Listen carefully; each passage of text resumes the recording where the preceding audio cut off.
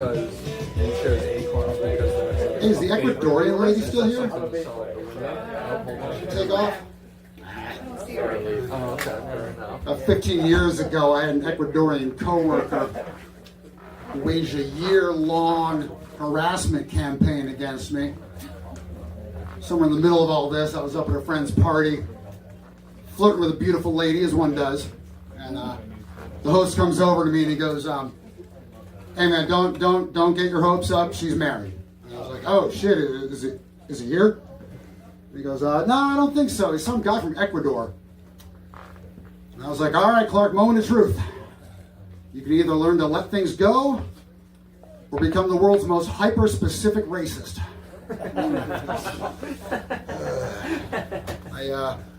I see a couple of faces that didn't come out to see Gregory McLaughlin and Lemonade Band with me on warm-up duty. Not too late for you to rectify your mistake. You can still see it on Greg's YouTube channel for a limited time, correct? No, forever. Oh, forever? Okay. You can watch it on Greg's YouTube channel, or you can watch it on mine. I'm at Ostensible Comedy. If you visit my page, all I ask is that you do not leave a comment. I recently received my first, and if I have anything to say about it, last ever YouTube comment, because it is just so elegant and perfect. And you might be thinking, Clark, I'm pretty clever. I bet I'd impress you. I have no doubt that is true, but you simply cannot improve upon sucks.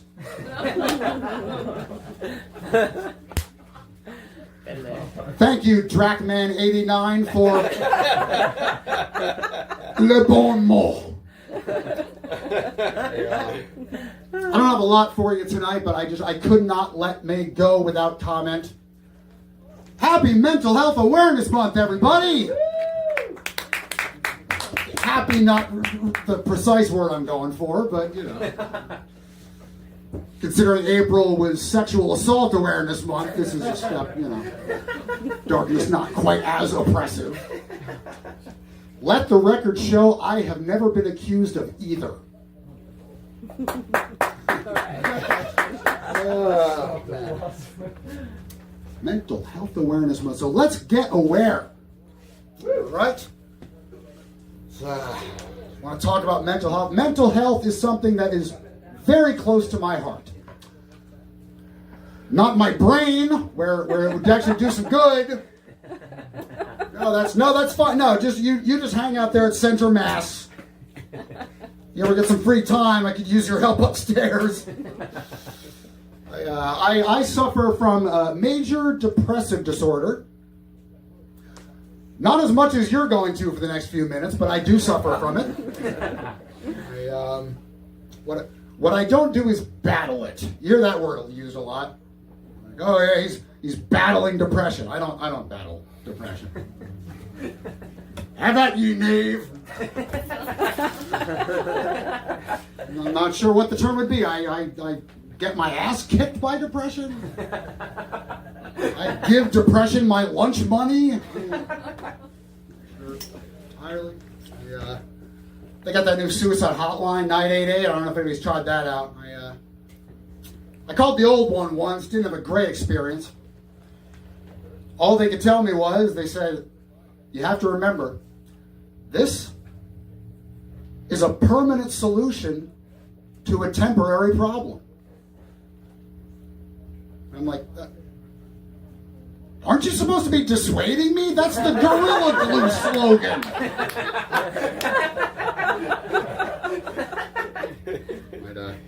Might not surprise anyone to learn that I once spent the night in the psych ward when I was a teenager. I was in for cutting, and I was using my forearm. So one of the orderlies mistook me for a failed suicide attempt. He came over. He said, "Hey man, look, that never works. You gotta go lengthwise and deep. You wanna basically make a capital I. Good looking out." I kept that to myself for years. When I finally told my mother, she was like, Clark, I can't help but be disappointed that you had a chance to get an Angel of Mercy serial killer off the street and you chose not to. I was like, no, Mom, he was looking out for you. These people are trained to assess a situation in very little time. He took one look at us and said, she's still young. She can get somebody to give her one that works.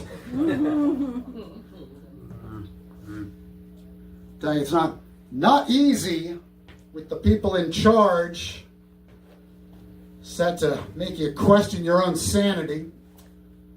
It was not this bad during the first Trump administration. Because, see, the guardrails were still in place. So I was in this awkward situation where friends, family, people who know that I suffer from mental health issues and that I'm a Democrat. And Republicans are like, 6 of one, half a dozen of the other. I'm kidding. Republicans can't count. But some people would check in on me, and I was always like, well, look, that is very thoughtful and completely unnecessary. Because this is like a vacation for me. This is just 4 years I get to fantasize about killing somebody else. This time around, though, much, much worse. Now they got the media on their side, gaslighting motherfucker, and you don't know what's real. You read a New York Times headline, it'll say like, President offers sharp rebuke to European leaders' criticism. And then you read the story, and he called Kaya Kallas the C word. Okay, that headline is technically correct. I suppose that is a sharp rebuke. Man.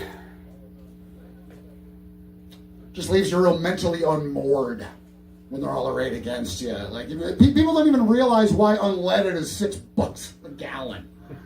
You know? Did you guys know we're at war with Iran? Did you know this? Yeah, right? Doesn't feel like that. It does not feel like we are a nation at war.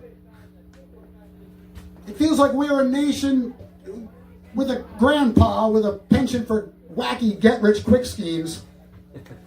And this latest one is like, step 1, trap Bigfoot in the garage. And that seems to be the entirety of the plan. Grandpa has since become distracted and wandered off. So we as a nation are just sort of sitting around the house proper, hoping that someone somewhere is working on step 2. Wouldn't bet on it. Just got it bracing for the second order effects of having an enraged Sasquatch on the premises. And all we can say for sure is we can't afford to take the car out.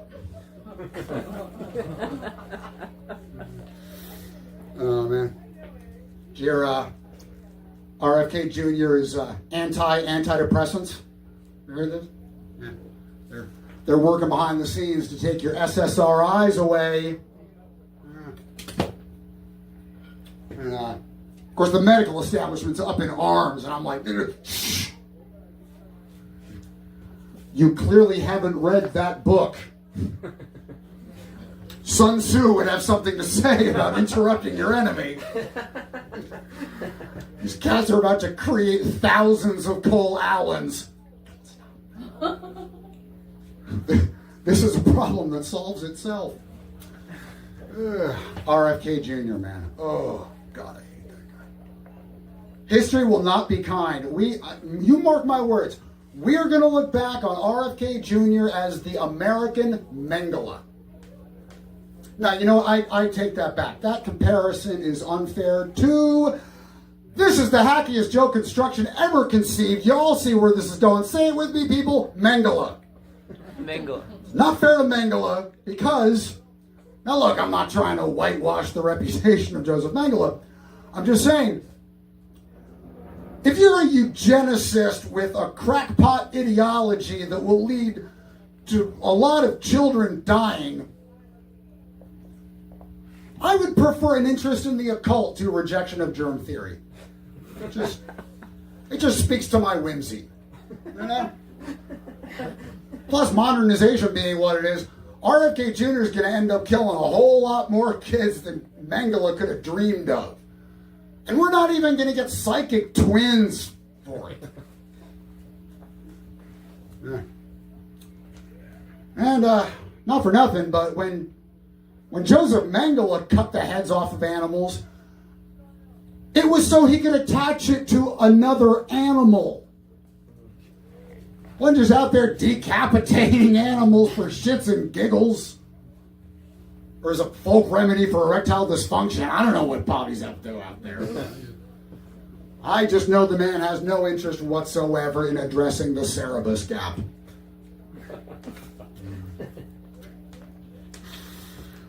All right, well. You know, I maybe should make the claim that he doesn't have an interest in the occult. I might be wrong about that. Because look at that dude's face. He has definitely taken at least a quick peek at the Ark of the Covenant. Yeah. All right, well, let me wrap things up here with one final note. My tribute to Mental Health Awareness Month. Tonight, live on stage, ladies and gentlemen, I'm going to do what G.G. Allen wasn't man enough to do. Clean up after myself when I defecate. They teach this to toddlers, G.G. Okay, well, I would say thank you, but since if you got that reference, you certainly didn't make any attempt to rush the stage to stay my hand. Happy Mental Health Awareness Month to you, too.